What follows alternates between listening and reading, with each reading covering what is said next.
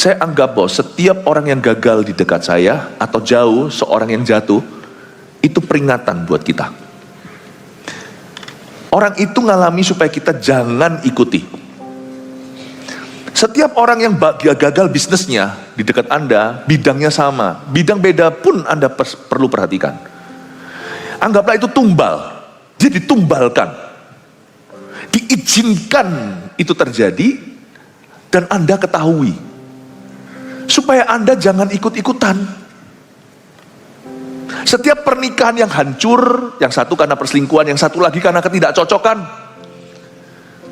karena gegeran, karena saling gengsi, saling mengeraskan hati. Ada pernikahan yang hancur karena egonya suami atau istri.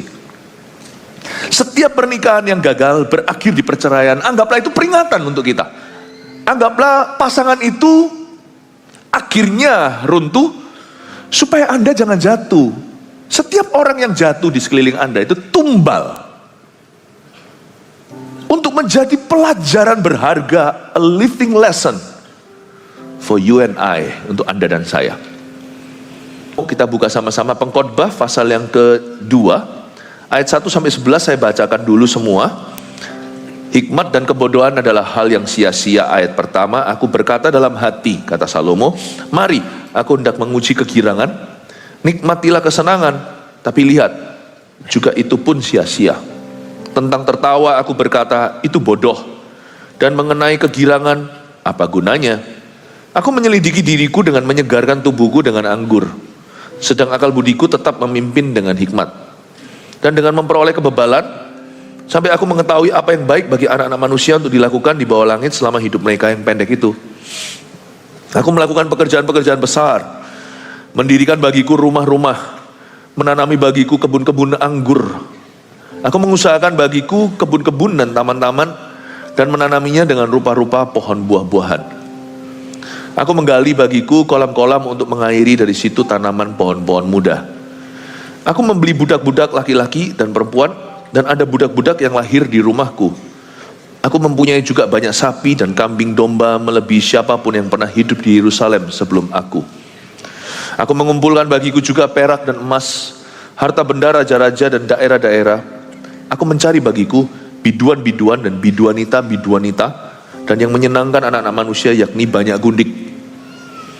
Dengan demikian aku menjadi besar, bahkan lebih besar daripada siapapun yang pernah hidup di Yerusalem sebelum aku. Dalam pada itu hikmatku tetap tinggal padaku.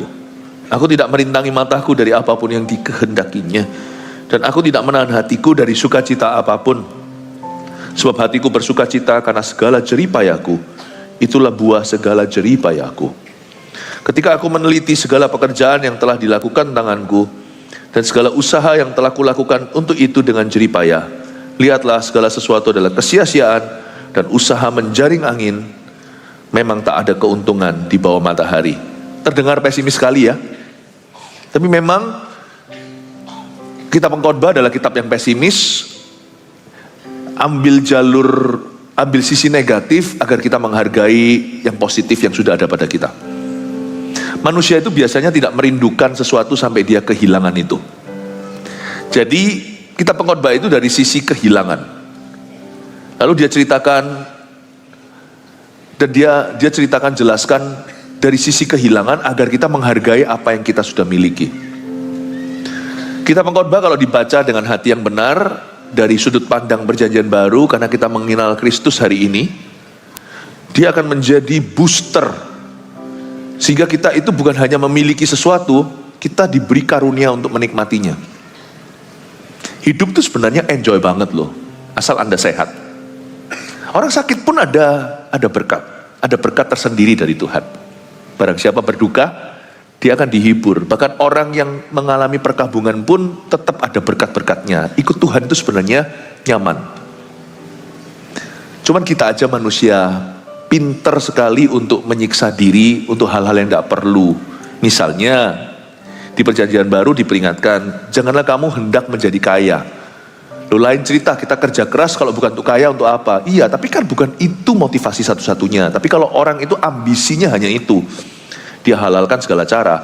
Alkitab peringatkan dia akan jatuh ke dalam berbagai macam pencobaan dan menyiksa dirinya dengan hal-hal yang tidak perlu. Sebenarnya kita itu diberi Tuhan berkat setiap hari, nggak usah tunggu nanti kalau kita punya segala sesuatu. Atau yang sakit nanti kalau sembuh. Sebenarnya every day itu ada blessingnya sendiri. Tapi Tuhan memang petik ada satu buah yang dulu bagus, lalu dia menjadi buah yang masam. Salomo ditumbalkan sebagai pelajaran untuk kita. Kalau kita pengkhotbah aja gak mempan sama kita, percuma sih. Orang begini gak akan belajar dari kesalahan orang lain. Orang begini tuh harus kecentok batunya sendiri baru tahu kalau batu itu keras. Kalau saya mau hidup saya itu gak diisi dengan hal-hal yang sia-sia. Jadi kalau saya belajar Alkitab, itu untuk saya. Ada hal-hal yang Tuhan luputkan karena saya membaca firman dengan benar. Jadi saya gak perlu alami yang Salomo alami. Maksudnya bukan kekayaannya, emangnya gua bisa. Bukan kejayaannya. Tapi saya tidak perlu taking the wrong direction he took. Saya tidak perlu mengambil arah dan tujuan yang salah seperti yang dia lakukan, lalu dia akhirnya mengakui bahwa itu semuanya sia-sia dan hampa. Orang miskin, orang kaya bisa belajar dari Salomo karena Salomo punya segala-galanya. Orang muda, orang tua, kita bisa belajar dari Sulaiman. Salomo itu tumbal untuk kita. Ayat pertama, aku berkata dalam hati. Dimulai dari hati, dosa bertutur di lubuk hati. Everything begins here. You happy gak happy, itu semua tergantung di hati. Ya, 快不快乐你自己安排. Senang gak senang, atur sendiri di dalam hati. Aku berkata dalam hati, semua mulai dari situ. Mari, aku hendak menguji kegirangan. I will make myself so happy. Mari aku hendak menguji kegirangan. Nikmatilah kesenangan, bahasa Surabayanya pol-polan. Tapi lihatlah, juga itu pun sia-sia. Singkat cerita, Salomo jatuh ke dalam penyembahan berhala. 1000 ceweknya. Lalu dia hanya bisa membuat banyak orang yang nafsu iri. Wah, andai kata aku kayak dia. Tunggu dulu tapi, nanti saya jelaskan. Saya jelaskan bahwa hidup ini adil. Meskipun kita masuk ke sorga itu karena kasih karunia. Semua karena kasih karunia yang engkau tunjukkan. Semua itu karena kasih karunia. I know, tapi tidak ada orang bisa mencemoohkan Tuhan waktu masuk ke sorga. Apa yang kau tuai, tabur kau tuai. Yang tidak kau tabur, tidak kau tuai. Pasti ada detox ilahi di akhir hidup. So pasti 100% itu ada. Pasti itu ada. Bukan berarti kita masuk sorga karena kesalehan kita. Karena keadilan manusia. Fair-fairan. Aku hutang 1, aku bayar 1, aku baru diterima di situ. Tidak, kalau gitu gak ada satupun di antara kita qualified masuk ke sorga. Kita masuk ke sana itu karena Tuhan furi kita. Karena Tuhan itu sungguh-sungguh super ngalah. Bapa ampunilah mereka, mereka tidak tahu apa yang mereka perbuat. Jadi Tuhan mengampuni dan menghapuskan dosa kita.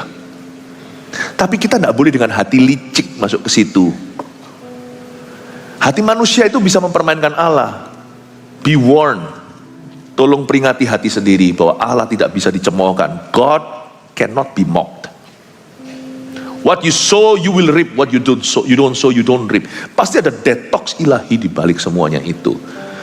Jangan pernah kita itu iri dengan sukses orang lain seperti Salomo. Semua orang berkata gini, ya dia enak bisa bilang gitu, dia sudah mencicipi semuanya. Pria hidung belang kan berkata, kalau aku bisa tidur dengan wanita sebanyak itu, setelah itu bertobat aku gak keberatan. Kira-kira orang yang sudah pernah tidur sama 1000 wanita, bisa nggak dia menjalin rumah tangga yang bahagia? Bisakah dia settle dengan satu? Kapan sih titik jerak atau kapoknya? Atau titik cukup itu kapan? Nafsu itu kan seperti uang. Nggak ada rasa cukupnya. Tidak ada enough is enough, itu nggak ada. Sama seperti makan. Makan itu juga nafsu, selera. Kita makan hari ini, seumur hidup aku gak mau lagi makan steak. Enak sekali yang muak, Wagyu A5 katanya. Itu bukan daging, lemaknya 90%, dagingnya cuma 10%. Katanya mahal itu daging Jepang. Setelah makan muak, mau muntah rasanya. Kebanyakan, bukan karena nggak enak. Kita berkata nggak mau makan daging lagi. Jangankan bulan depan, 3 hari kemudian aja sudah ngidam daging lagi. Seolah 3 hari lalu tidak makan steak sama sekali. Makan sih, cuman besoknya keluar di jamban. Semua diulang riset, kembali ke titik nol lagi. Gak ada namanya cukup itu.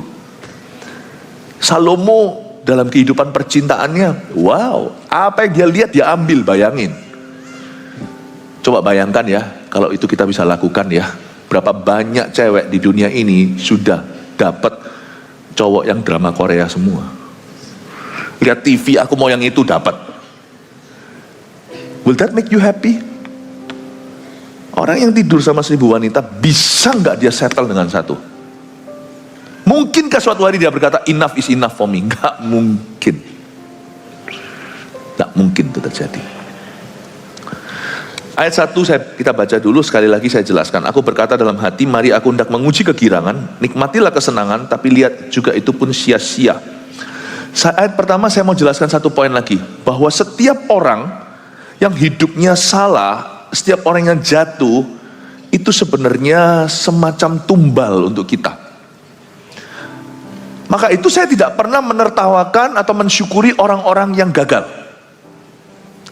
Saya nggak berani sombong di hadapan yang Maha Kuasa. Jadi misalnya saya sebagai seorang pendeta, profesi hamba Tuhan, kalau saya tahu ada hamba Tuhan yang jatuh dalam dosa, ada skandal, saya pasti akan merasa, aduh kok begitu. Tapi saya tidak berani mentertawakan, meskipun orang tersebut pasti ada ganjaran. Saya anggap bahwa setiap orang yang gagal di dekat saya, atau jauh seorang yang jatuh, itu peringatan buat kita. Orang itu ngalami supaya kita jangan ikuti. Setiap orang yang gagal bisnisnya di dekat Anda, bidangnya sama, bidang beda pun Anda perlu perhatikan. Anggaplah itu tumbal, dia ditumbalkan, diizinkan itu terjadi, dan Anda ketahui, supaya Anda jangan ikut-ikutan. Setiap pernikahan yang hancur, yang satu karena perselingkuhan, yang satu lagi karena ketidakcocokan, karena gegeran, karena saling gengsi, saling mengeraskan hati. Ada pernikahan yang hancur karena egonya suami atau istri. Setiap pernikahan yang gagal berakhir di perceraian, anggaplah itu peringatan untuk kita. Anggaplah pasangan itu akhirnya runtuh, supaya Anda jangan jatuh. Setiap orang yang jatuh di sekeliling Anda itu tumbal, untuk menjadi pelajaran berharga, a living lesson for you and I, untuk Anda dan saya. Aku berkata dalam hati, mari aku hendak menguji kegirangan, nikmati kesenangan, tapi lihat juga itu pun sia-sia. Menunjukkan bahwa Salomo itu memulai journey-nya, perjalanannya untuk mencoba kenikmatan yang salah, dan untuk memulai jalan dosa, dan ujungnya dikasih konklusi langsung, lihat semuanya ini sia-sia. Saya suka kitab pengkhotbah itu nggak membuat kita itu tidak disuspend ya, tidak ditahan sampai terakhir kita meraba-raba akhir cerita, happy ending atau bukan. Kitab pengkhotbah itu terang-terangan langsung di depan beritahu konklusinya sebelum dia mulai cerita. Ayat 1 dia berkata, gua berdosa. Ujungnya guys, jangan. Semua itu sia-sia. Si Salomo mengakui bahwa dia jatuh, dia bodoh, dan dia berakhir menyesali. Gak usah dibaca sisa ayatnya pun kita sudah langsung tahu hasil akhirnya. Salomo bilang, jangan lakukan, kamu jangan seperti aku. Kalau Salomo ini papa kita, nak, kamu jangan seperti ayah. Ayah ini salah, kamu jangan ikuti jalanku. Gak enak nak.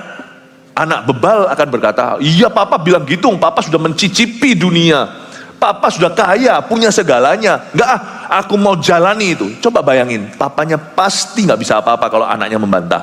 Ya sudah, kalau itu maumu, silahkan. Toh kamu akan berakhir seperti yang papa peringatkan, malah lebih buruk dari itu. Karena papa dulu gak tahu, tapi sekarang kamu sudah melihat melihat contoh yang buruk, kamu masih niru. Papa udah ditumbalkan aja nggak cukup bagi kamu, kami masih terus lakukan itu. Papa berakhir hancur, kamu akan lebih hancur dari papa. Kalau anak bebal nggak bisa diajar, dia memang harus dipukul. Makanya orang fasik itu nggak bisa dikasih pelajaran, dia harus dikasih ganjaran. Tapi orang berhikmat akan belajar. Kalau ayahnya berkata, nak jangan seperti papa, papamu ini salah, anaknya akan belajar, baik papa, aku percaya papa. Orang yang baca pengkhotbah, yang pinter itu percaya Tuhan. Kalau Tuhan taruh ini di Alkitab, ini pasti peringatan untuk kita. Ini sebagai pelajaran berharga. Yes, aku tidak mau. Aku tidak mau seperti Salomo, menumpuk kekayaan. For what? Itu akan mengintrospeksi, mengevaluasi, dan merombak prioritas saya. Kalau saya kerja hanya demi kaya nggak seberapa gaya. Lihat Salomo, kayanya seperti itu.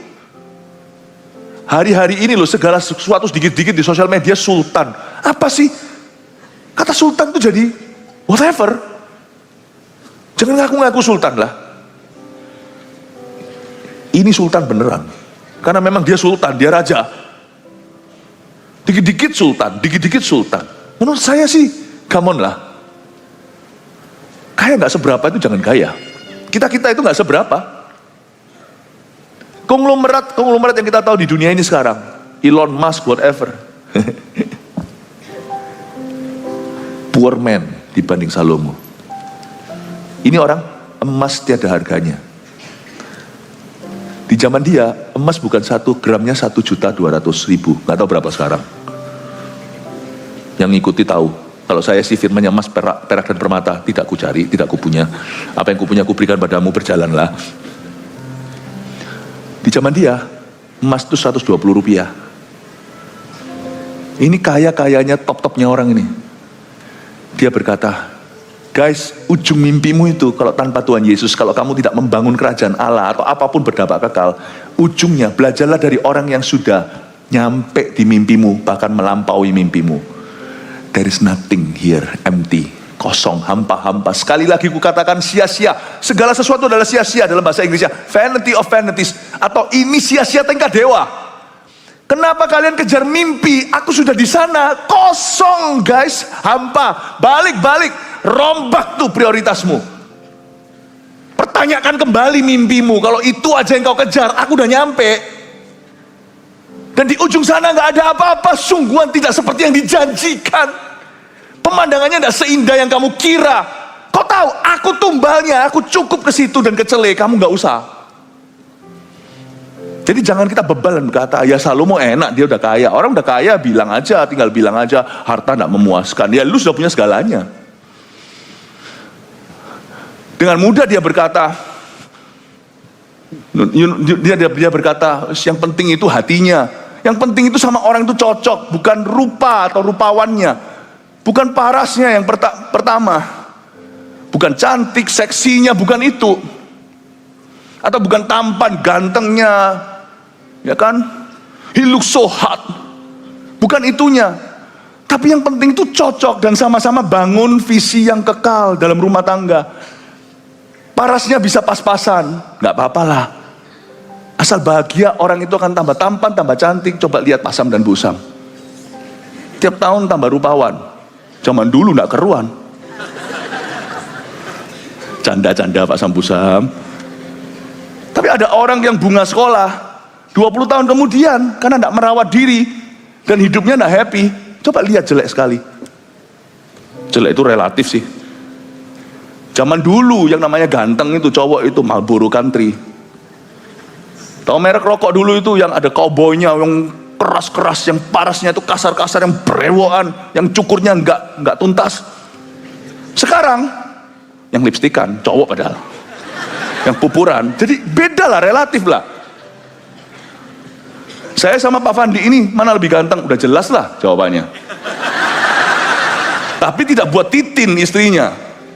Buktinya Titin pilih Fandi bukan pilih saya. Yang penting itu, laki perempuan itu sama-sama bangun visi. Ketemu dalam rumah tangga, komitmen untuk mengasihi dan mempraktekkan, mengamalkan kasih Yesus. Sampai anak-anaknya pun kerasa atmosfer kasih dari papa mamanya sebagai warisan terindah dari pernikahan orang tua. Percayalah saya, itu jauh lebih bahagia. Ya Salomo kan punya 1000 istri, dia bisa ngomong yang penting hati. Jangan bebalah. Kalau Salomo bilang gitu, berarti dia sungguh-sungguh tidak menemukan kepuasan dalam semua sexual adventure-nya. Manusia nafsu kalau sudah dikuasai dengan berahi biologi, udah gak bisa mikir jernih. Gak ada pelacur yang bahagia, itu gak ada. Pada satu titik jiwanya pasti mati di dalamnya. Ketika orang menjual diri dan badannya, pikiran laki belang aja mikir, wah gimana, fantasinya tidak teruji. Tapi orang yang mengalami like hell inside, dunia yang membanggakan casual sex atau seks secara kasual, secara asal-asal, tidak seperti orang-orang yang pikirannya itu sudah tertanam di pornografi. Dalam reality tidak sama dengan fantasi. You will be like hell inside, dead inside. Salomo bilang, aku feel worthless. Sia-sia itu artinya worthless. Aku tuh gak punya harga diri lagi. Mati aku ini. Ya sana kan sudah punya begitu banyak cintanya. Aku kan belum ada yang mau, buktinya sampai sekarang belum laku. Sudahlah, kita yang tanggung-tanggung itu belajar aja sama orang-orang yang sudah mencoba. Kita sendiri gak usah coba. Kita sendiri gak usah coba. Kemarin di satu hawker center atau tempat food court makan itu ada berapa puluh orang yang dimasukkan ke rumah sakit. Bukan di Indonesia, di negara tetangga. Orang pandai tidak akan mencoba lagi kalau di situ sudah ada berapa puluh, 30 masuk ke RS, ke hospital. Kita belajarlah dari Salomo lah. Saya nggak perlu percaya itu melihat dulu. Saya percaya imanku timbul dari pendengaran. Kalau Salomo berkata itu percuma, sia-sia. Trust him. Kita nggak usah ke situ. Please janganlah kejar kekayaan demi kekayaan. Please jangan kejar cinta demi cinta. Please jangan kejar itu. Coba diubah cara berpikirnya. Karena pertobatan itu bukan sempurna. Pertobatan bukan tiba-tiba jadi sempurna, jadi holy. Pertobatan artinya perubahan pikiran, the change of mind. Itu artinya bertobat. Bukan pikiran positif, tapi the change of mind. Berubah pikirannya.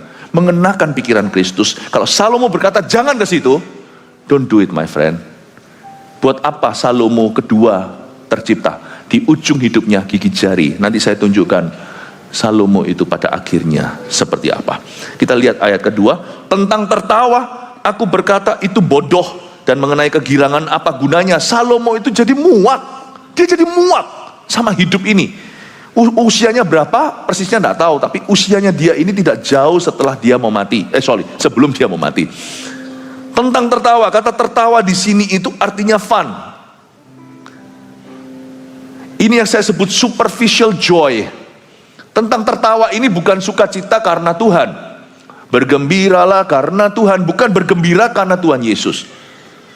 Tertawa di sini adalah tertawa duniawi. Salomo berkata, tentang tertawa aku berkata, apa gunanya?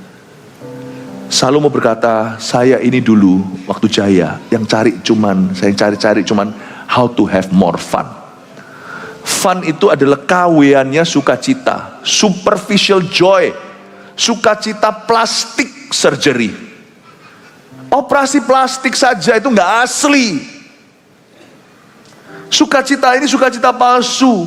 Salomo berkata, apapun membuatmu happy kalau itu hanya sebatas materi, bukan rohani, atau bukan hubungan sesungguhnya dengan Tuhan. Apapun yang tidak lahir dari itu, semuanya itu short lived atau tidak pernah permanen, dan terasa sebentar aja, happy-nya sebentar, lalu tiba-tiba seperti nggak pernah terjadi. Tentang tertawa aku berkata, what for? Apa gunanya? Tentang kegirangan, kata kegirangan di sini itu artinya entertainment. Zaman sekarang itu semua orang itu kepingin di entertain. Menurut saya ini adalah sikap yang harus diubah, karena entertainment itu kecanduan. Loh, boleh ada, nggak apa-apa. Entertainment ya, entertainment itu hiburan. Manusia hidup ya harus ada hiburannya, itu pun berkat Tuhan. Tapi kalau itu saja yang mengisi hidupmu, celaka. Orang main game katanya hanya untuk isi waktu, tapi habis itu habis waktu, bukan hanya untuk mengisinya, untuk membakar waktu. Entertainment zaman sekarang itu orang nggak bisa hidup tanpa entertainment. Zaman dulu tuh orang lebih bisa duduk diam berapa jam nggak ngapa-ngapain loh, cuma ngobrol-ngobrol. Sekarang nggak bisa, harus cari, segalanya serba instan. Yang namanya adrenalin itu harus terus dipompa. Kalau nggak ada entertainment value-nya, kita langsung klik beda. Zaman dulu waktu saya kecil, belum lagi zaman papa mama kita, cuman ada TVRI. Mungkin ada di sini yang masih ingat, beberapa om-om, tante-tante. Saya masih ingat kok reklame pertama-tama TVRI itu ada Jalal. Tahu Jalal? Artis Indonesia dulu yang gemuk itu, yang sudah meninggal, almarhum. Wah, itu saya tunggu-tunggu tuh. Cuman itu, waktu saya sekolah di Taiwan dulu pukul 9 itu dunia dalam berita. Ternyata seluruh dunia lagi berita kalau jam-jam segitu. Lalu habis itu ada kartunnya 5 menit sebelumnya, karena saya masih umur 6 sekolah di Taipei. Itu ada kartunnya. Bentar, itu kartun yang mengedukasi penduduknya tentang antri atau tentang menyeberang jalan. Itu saya senang lihat kartun gitu. Lalu beritanya saya hempaskan, saya nggak ngerti, masih umur 6. Itu aja saya tunggu. Zaman sekarang mana mau. Bosan sedikit langsung klik. Be careful, itu sudah masuk ke gereja juga. Berapa banyak di antara kita datang ke gereja itu dengan customer mentality, dengan mentalitas customer. Kalau aku nggak di-entertain, aku nggak kembali. Dan bahkan kalau perlu asyirnya gimana? Ya memang semua harus perbaiki. Semua ministry itu pasti ada kekurangannya, harus perbaiki. Kita harus terima semua inputan. Tapi tidak sedikit di antara kita datang itu dengan mentalitas serve me, make me happy. Belajar dari Salomo lah, dia nggak pernah happy. Siapa nggak entertain dia? At the click of his fingers, dia cuma klik. Badut terlucu saat itu, stand up comedian. Raja itu kan punya entertainmentnya zaman belum teknologi. Itu nanti ada sirkusnya datang. Salomo itu tidak kurang-kurang, datangkan merak, datangkan apa, orang hutan. Coba baca perkapalannya dia dengan Hiram yang dia kerjasama sama negara tetangga. Itu datang membawa berapa ton emas dan membawa hewan-hewan eksotik datang ke situ. Lalu terjadi ini itu, mau diterusin lagi kalau zaman Roma waktu jaya-jayanya Kaisar, Caesar. Itu sudah ada kolosiumnya. Entertainment itu bisa bermula lumrah atau normal saja, bisa berakhir sampai haus darah, sampai hewan lawan hewan nggak cukup, hewan lawan gladiator. Itu sungguhan terjadi dalam sejarah. Lalu ketika satu dicapi-capi dengan darah atau satu terbunuh, seluruh penduduk, seluruh rakyat di kolosium itu semuanya teriak-teriak seperti orang kesurupan. Entertainment knows no end. Belajar dari orang yang paling entertain di sejarah. Klik, semua yang terbaik. Penyanyi lah, semuanya, everything. Mau yang speech, mau yang performance, mau yang akrobat, semua juga ada. Dia berkata tentang itu semuanya, apa gunanya? Dia berkata, I've had enough, muak aku pada akhirnya, hidupku terbuang karena itu. Please, zaman ini kita harus ingat bahwa hidup itu terlalu singkat sebelum akhirat. Boleh kita punya hobi, boleh kita punya ambisi, jangan habiskan untuk itu saja. Hidup mesti seimbang. Tahu kapan kita perlu dihibur, tahu kapan kita untuk bekerja. Cuman kadang-kadang bagi beberapa orang kerja juga tidak ada akhir.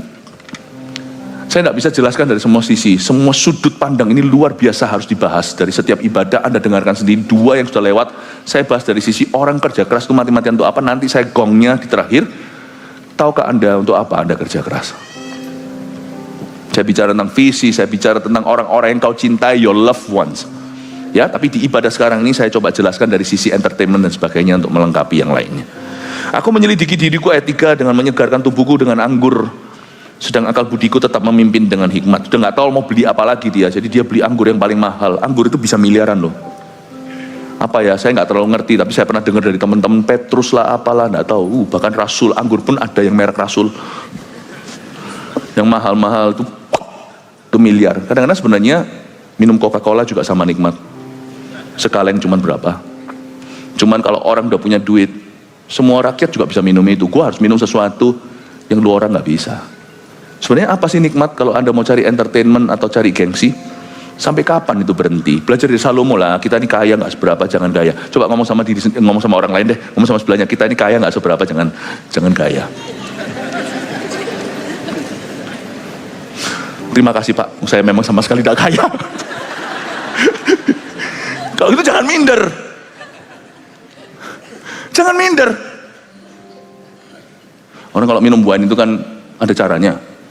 Yang bawanya sendiri bawa apa namanya, gelas di bawahnya, yang gelasnya bukan gelas yang begitu, itu bir, itu muter-muter gitu. Wah. Kalau kita mau gaya-gaya, ambil aja Coca-Cola. lebih ngeri lagi. Coba dikocok, oh tambah. Iya, nggak usah minder, nggak usah sombong. Kita tuh semuanya di bawah kolong matahari, dan semua kita masih di bawah. Jangankan matahari terlalu jauh tuh, terlalu tinggi tuh. Tuhan nggak nyampe. Salomo aja kita di bawahnya jauh. Ini orang berkata itu semua useless. Tadi saya asumsi di kebaktian sebelum ini, saya rasa Salomo bukan konglomerat di sorga.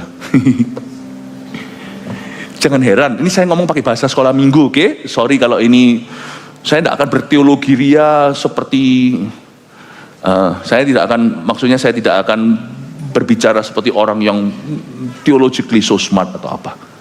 Bahasa anak kecil aja. Jangan heran ya. Rumah beberapa orang yang besar, super besar di dunia itu kecil banget. Di sorga atau bahkan tidak punya rumah. Udah, itu aja. Jangan dites secara teologinya, karena saya pakai bahasa anak kecil. Don't be so surprised. Salomo ini berakhir betul-betul, dia itu tumbal sampai akhirat. Saya rasa dia selain dia itu adalah nenek moyangnya Yesus, anaknya Daud. Itu tok sih. Dia bangun bait suci, pernah setia, ya puji Tuhan. Itu aja. Sisa hidupnya nothing anymore.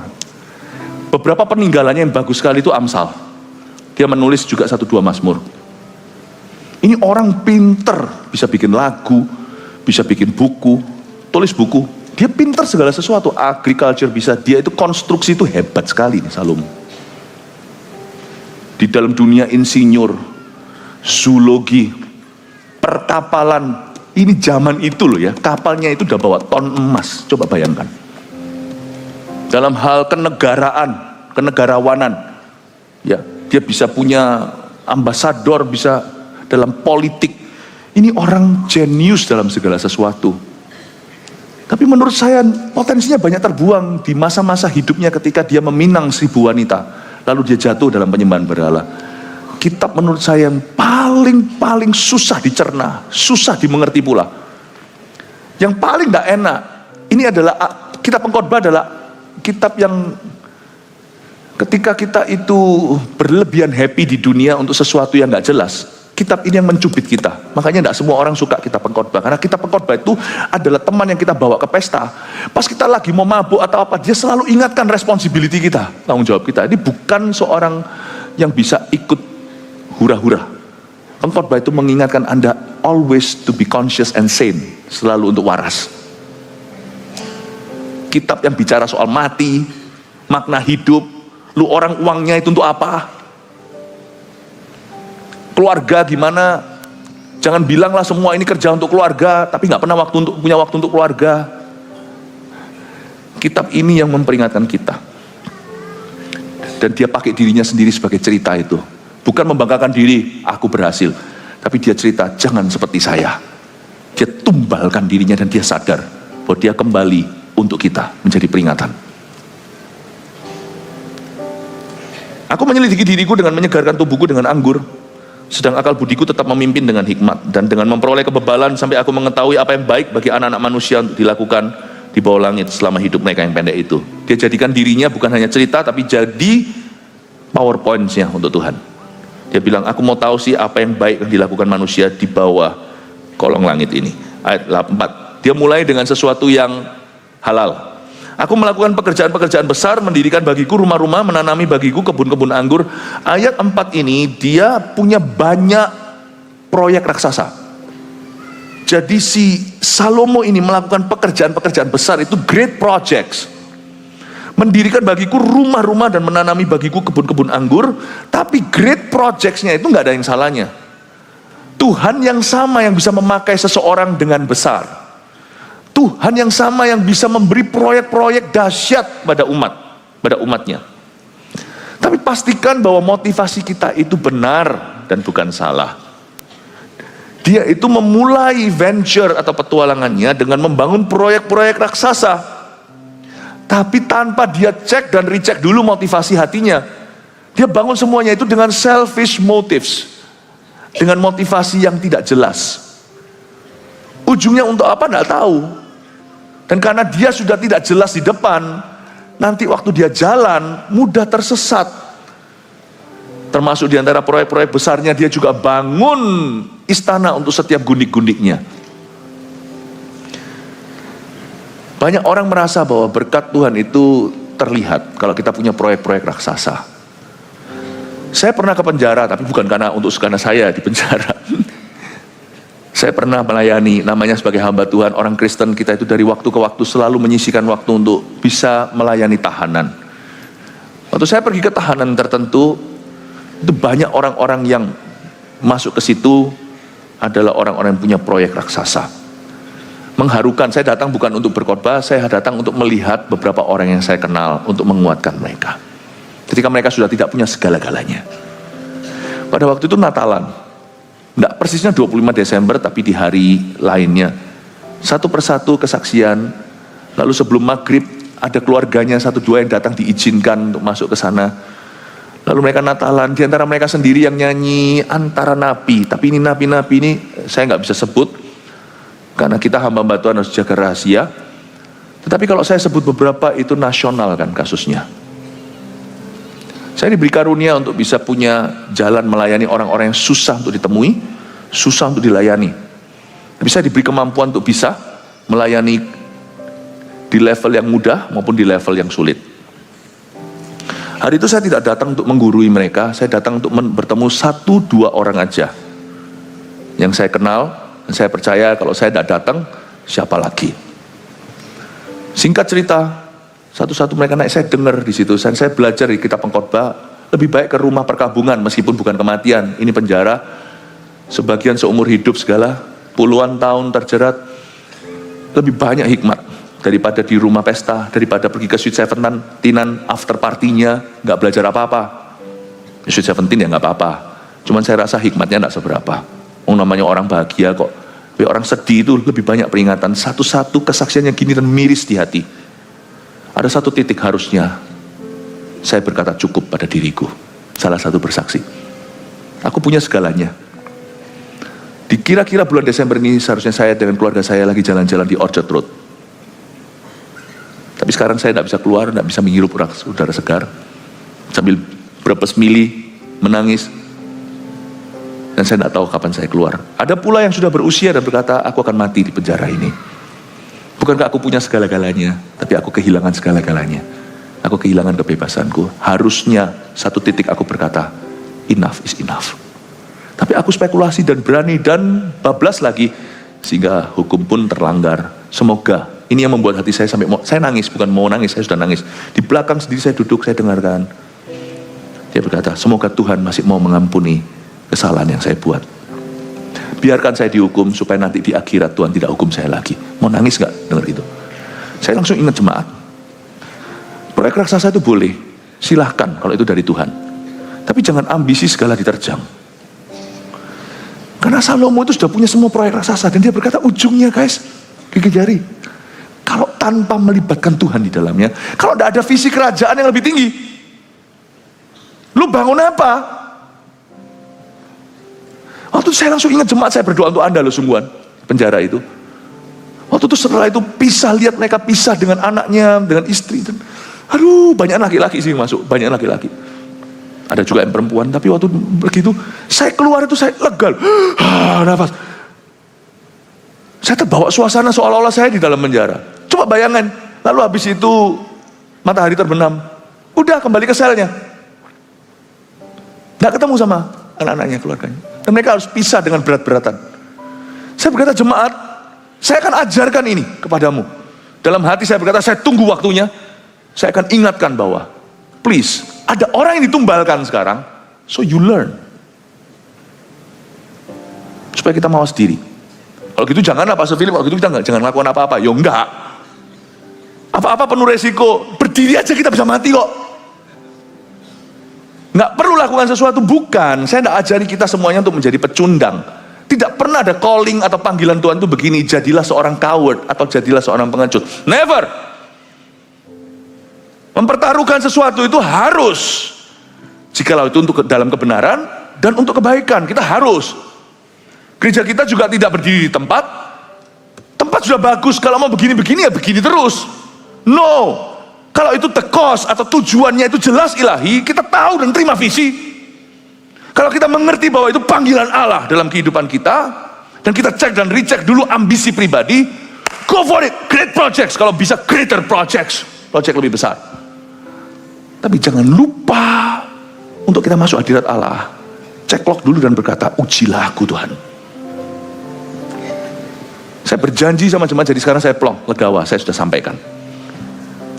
Ya, jadi dia melakukan dengan proyek-proyek besar. Tapi kita lanjut, aku mengusahakan bagiku kebun-kebun dan taman-taman, dan menanaminya dengan rupa-rupa pohon buah-buahan, mulai ke taman-tamanan. Ayat 6, aku menggali bagiku kolam-kolam untuk mengairi di situ tanaman pohon-pohon muda. Ayat 5 dan 6 saya ambil kesimpulan bahwa dimulai dengan proyek besar, dia nggak puas, dia mulai masuk ke hobi. Jadi Salomo ini punya hobi. Kalau dari ayat-ayat yang kita baca, termasuk dari kitab Raja-Raja, bagaimana dia bangun estate empire, bangun kerajaannya, maka saya mengambil kesimpulan bahwa Salomo ini orangnya suka gardening. Jadi tipe orang yang suka tanaman. Jadi tanamannya saya bisa bayangkan tuh pohon pasti mahal-mahal. Ya. Jadi hobi boleh nggak? Boleh. Tapi dia punya hobi itu untuk mengisi kekosongannya. Nah di sini salah, hobi bukan untuk mengisi kekosongan kita. Hobi itu untuk mengisi kekosongan waktu, sebagian dari waktu me time itu. Ini saya sebut self-centered hobby. Ada orang itu yang candu sama hobi, yang sudah self-centered, ya sudah betul-betul hobinya itulah Tuhannya. Jangan deh, nggak ada mari-marinya. Salomo udah alami itu. Masalahnya kalau kita hobi itu kan masih ada batasnya. Ada orang itu hobinya apa gitu kan, kadang-kadang batasnya waktu. Salomo, the boss of his own life. Dia tidak kerja sama siapa-siapa. Dia mau cuti 365 hari nggak masalah karena passive income-nya itu luar biasa. Ini orang merem gitu aja kayak sultan yang ada di Asia. Dengar-dengar kayak Sultan Hasanah Bolkiah. Itu tiap menit berapa duit minyaknya. Ini orang kayak gitu. Jadi dia nggak perlu kerja juga nggak apa-apa. Kalau kita kan masih kecentok apa? Kalau kita cuti terus nanti pulang-pulang datang-datang ke tempat kerja kita, barang kita udah di luar. Dia enggak. Dia ini hobi sudah dieksplorasi, sampai pol-polan, sampai notok. Dan dia berkata, aku tetap kosong, aku tetap cari hobi lebih. Jadi nggak mari-mari, nggak selesai. Makanya itu, kalau kita kira hobi bisa membuat kita happy, coba deh ministry. Itu mengenyangkan jiwa. Bagaimana kalau kita kombinasikan namanya hobi dan ministry, itu baru indah. Masih ada sisa satu paling hobi saya, kalau saya ngomong dari sisi pribadi, kesaksian pribadi. Tapi hobi saya semua banyak saya lenyapkan, kecuali yang masih 1-2, olahraga, art, seni. Saya nggak punya hobi udah yang lainnya.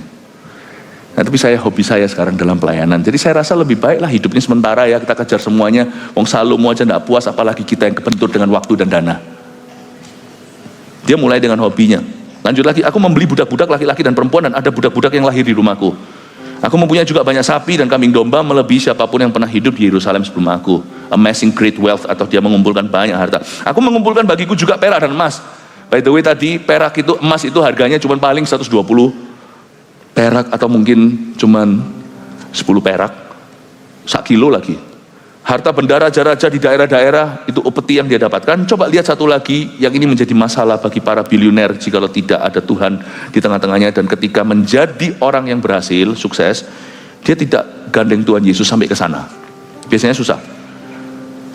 Saya sarankan istri-istri doakan aja, kalau suaminya tidak gandeng Yesus, doakan aja jangan dia sukses.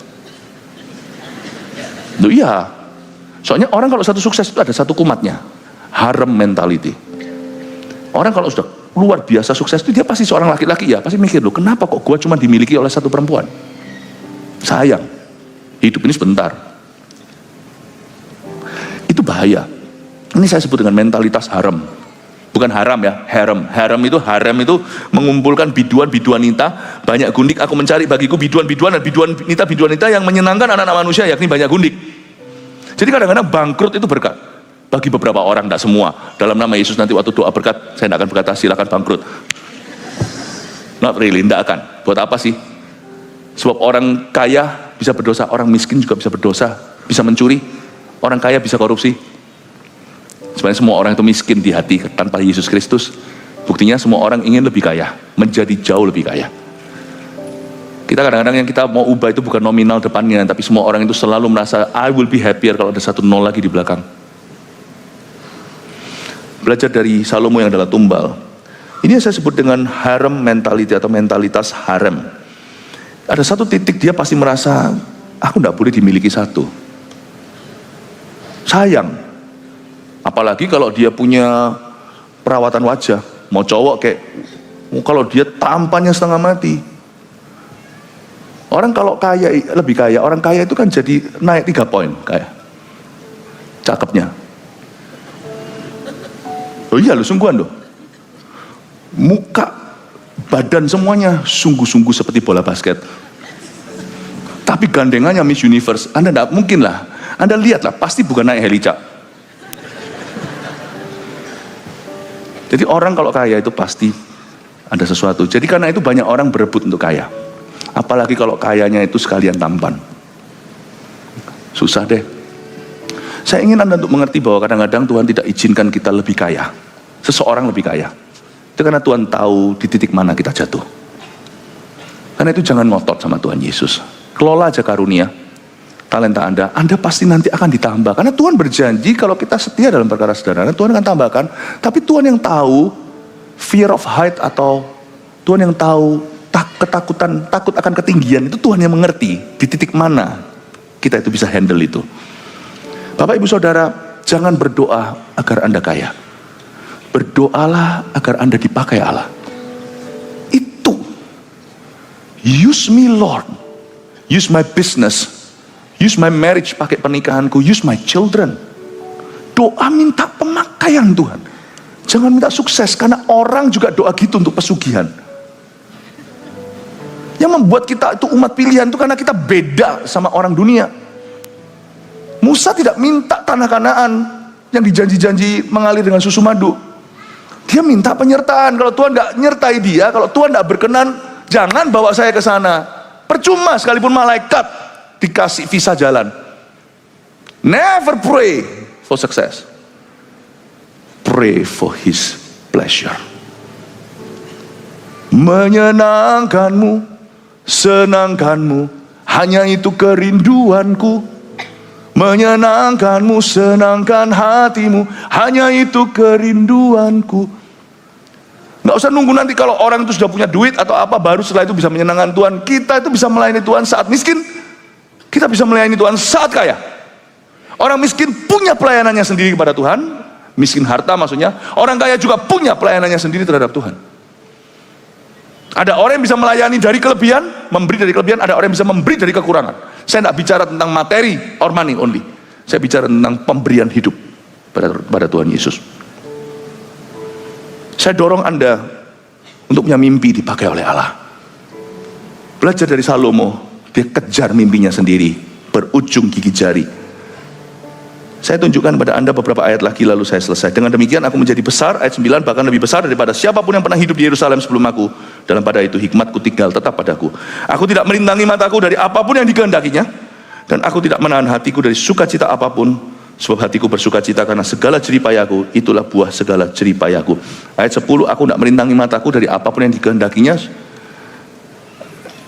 Kalau kita itu adalah mitos luar biasa, kalau kita bisa dapatkan apa yang kita inginkan pasti kita bahagia. Salomo ternyata tidak happy.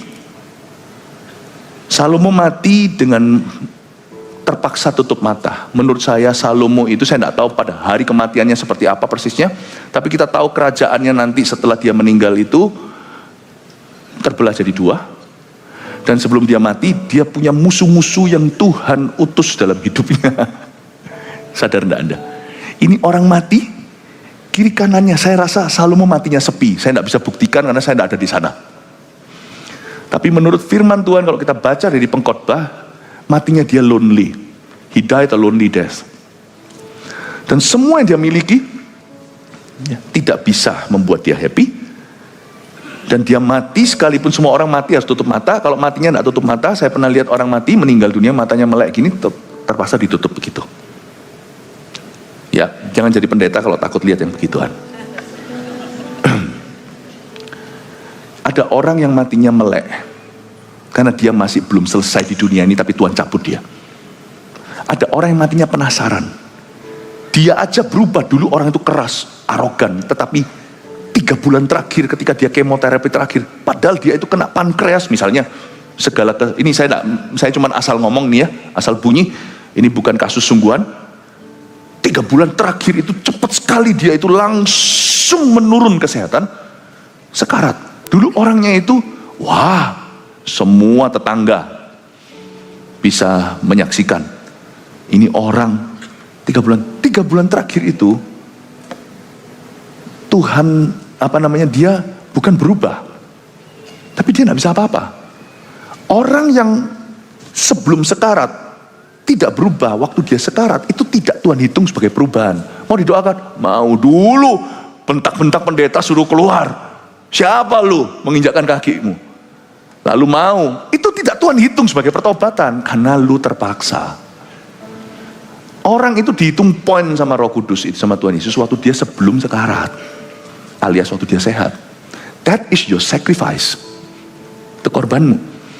Jadi kalau Anda lihat ada orang begitu ya, ada orang-orang yang mati tidak nutup mata, ini bukan secara jasmani, karena dia punya hati masih di dunia. Dia itu dicabut dengan paksa oleh Yang Maha Kuasa, dan terpaksa harus dimeremkan matanya. Ada orang itu yang matinya sakit mata, matanya terbuka, terbelalak, karena dia masih penasaran. Penasarannya jadi 2. 1, aku belum dapat ini, mimpiku belum kesampaian. 2, penasarannya keluar dari penyesalan. Aku menyesal. Mana istriku? Mana anakku? Apa yang telah aku lakukan? Aku belum melakukan apa-apa. Takut ketemu akhirat. Dan dia tidak berani tutup matanya karena hatinya masih nyantol di dunia dengan penuh regret dan sorry. Di mana keluargaku? What have I done? Apa yang telah aku lakukan? Lebih tepatnya, what have I not done? Apa yang belum kulakukan? Jadi matanya itu dengan melek gini, mati. Itu yang disebut, aku tidak merintangi mataku dari apapun yang dikehendakinya. Matanya melek atau meninggal dunia karena hatinya kecantol di sini karena sorry. Saya beritahu, ada satu pertanyaan besar saya waktu baca pengkhotbah. Di mana gadis Sunem? Kidung Agung adalah catatan pernikahan sah Salomo, bukan dengan 1999 cewek yang lainnya. Where is she? Gadis Sunem itu, the Shulamite woman. Istri Salomo yang sah. Ahli teologi berkata, kalau kita baca Kidung Agung, kira-kira kita tahu bahwa sebenarnya kulitnya agak sedikit dark, agak sedikit gelap. Dia bukan yang fair gitu seperti orang Korea, begitu bukan. Karena dia dulu adalah dari keluarga ternak. Ya, menggembalakan domba-domba, kambing domba dan segala. Itu cinta sejatinya. Kalau surat perselingkuhan nggak mungkin masuk di Alkitab. Kidung Agung itu meskipun sangat-sangat intimate sekali, kata-katanya itu hari ini bisa menjadi arti rohani bagi kita dalam hubungan kita dengan mempelai pria, mempelai wanita, mempelai Kristus, maksudnya itu gereja. Tapi sebenarnya itu adalah surat cinta, surat kawin. Namanya Salomo itu kan orangnya poetis. Ya, poetis. Dan dia tulis, itulah istri Salomo yang sah, gadis Sunem itu. Where was she? Makanya dia bisa nyesel-nyesel nanti di ayat-ayat berikutnya kan ada tulis, tidak ada yang lebih happy dari ini, kamu bisa makan minum dengan kekasihmu dan orang-orang yang kau cintai dengan keluargamu. Salomo matanya enggak, mata tertutup, dia penasaran, dia belum melakukan apa-apa. Siapa tahu, saya enggak berani membuat spekulasi. Yang pasti gadis Sunem itu sudah tidak ada di sisinya. 999 pelacur itu hanya membuat dia merasa lebih sorry terhadap istrinya. Sebelum dia mati, mana nyonyanya? Mungkinkah nyonyanya sudah mati, stres dibuat dia? Tiap hari masuk ke Facebook atau masuk ke Instagram sama perempuan ini perempuan itu party. Gadis Sunem itu makan hati. Mungkin dia sakit mati, nggak tahu. Mungkin cerai, menceraikan dia, aku nggak mau lagi karena gadis Sunem itu yang takut akan Allah. Mana? Coba Anda renungkan 1000 nyonyanya, 1000 istrinya. Kok dia nggak punya penerus? Mana semua anaknya? Coba tunjukkan sama saya. Dan satu penerus yang dia dapatkan, yang bodoh lagi, Rehabeam.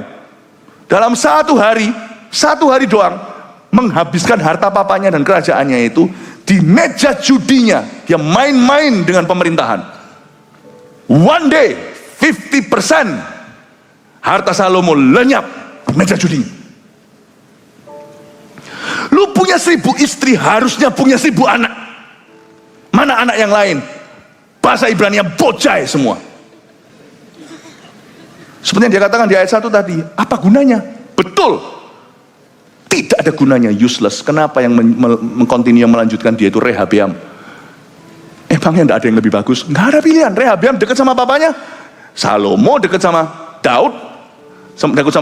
Coba lihat di akhir-akhir hayat Daud, di ranjangnya bisik-bisik Rehabeam nggak ada di ranjang papanya. He died familyless. Saya nggak iri sama Salomo. Salomo ini ujungnya gigit jari.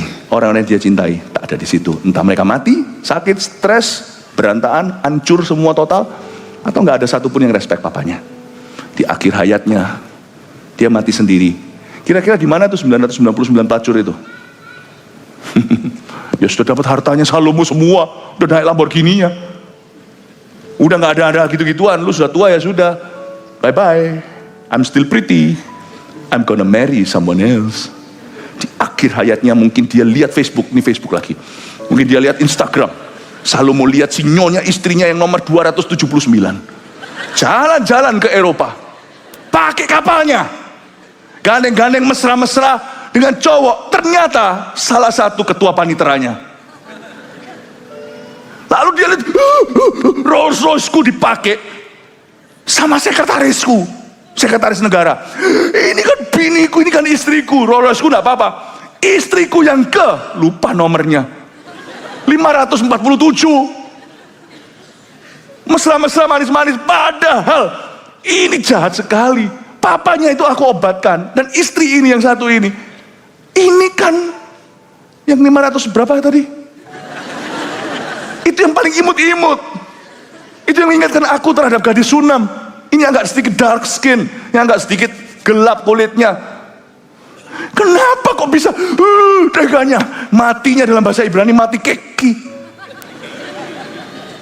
mati kesel, detox itu.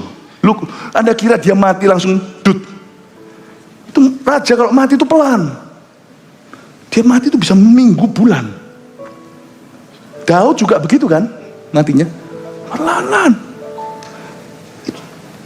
pelan-pelan, detox dia nggak bisa masuk surga seenaknya seperti kaos Bali, mudah kaya, banyak uang, foya-foya, hidup pesta, mati masuk surga. Makanya saya nggak suka kaos-kaos begitu. Lebih baik pustaka Raja Wali, lebih berarti. Haleluya. Saya pernah bicara sama satu artis terkenal yang bukan orang Indonesia, jadi artis internasional. Artis ini bertobat, ya. Nah, dia bertobat, tapi hari itu saya diminta bantuan untuk bicara sama adiknya. Adiknya terpaut kira-kira 5, 6, 7 tahunan. Lalu waktu saya bicara, adiknya ini nggak mau bertobat. Yang bertobat itu kok kakaknya. Kakaknya ini sungguh-sungguh, tapi dia sungguh-sungguh menerima Kristus lewat penginjilan, kebangunan rohani yang terjadi di negeri itu suatu hari dulu. Singkat cerita, saya duduk sama-sama ngobrol itu di kamar, bicara. Nah, waktu saya bicara, jangan lihatin saya seperti artis siapa Pak, jangan gitu. Nah, saya tidak akan beritahu. Saya bisa melayani karena saya kalau ketemu kayak gitu sudah foto-fotoan gitu loh, nggak gitu ya. Kalau mereka sekalipun artis apapun, mereka itu bukan objek. Mereka itu manusia, dan saya adalah ambasadornya Allah. Saya harus melayani manusia dari atas sampai bawah semuanya, wide kiri kanan. Saya bicara. Mereka ternyata lagi berdebat, dia minta pertolongan saya. Si kakaknya berkata, aku tidak mau meninggalkan hidup ini. Si adiknya berkata, ya lu enak bilang begitu. Semua cewek mau sama kamu. Kamu enak, kamu sudah punya segala-galanya. Semua orang mau sama kamu. Aku kan belum. Betul kan pastor? Saya digituin. Saya harus minta hikmat Tuhan kan. Apa harus saya jawab? Dalam hati saya berkata, ya betul, karena dia nggak seganteng kokonya. Ya, dan dia juga nggak terkenal, siapa tahu dia. Jadi kalau kokonya itu, saya nggak tahu, saya nggak berani tanya, tapi saya tahu dia punya masa-masa rusak, di mana zaman dulu itu sudah nggak usah ditanya. Kalau kita konseling sama orang nggak usah mancing. Tapi saya tahu dengan bicara sebentar. Saya cuma bilang sama dia, you don't have to tell me, kamu nggak usah beritahu sama saya. Saya tahu hidupmu pasti nggak keruan dulu, itu partinya itu pasti gila, rave-nya gila partinya. Saya nggak mau masuk ke situ, pokoknya yang penting kamu bertobat sekarang, kamu clean. Dia lepaskan, nggak mudah loh melepaskan itu. Tapi adiknya masih penasaran, kok enak lu bisa begini. Terus saya cuma bilang sama dia, hey, lebih enak kalau orang itu nggak pernah tidur sama siapa-siapa. Karena nanti pada saat dia dapat cinta hatinya, dia bisa konsentrasi, nggak ada memori, dan dia tidak ada penasaran, nggak ada jalur pintu lain.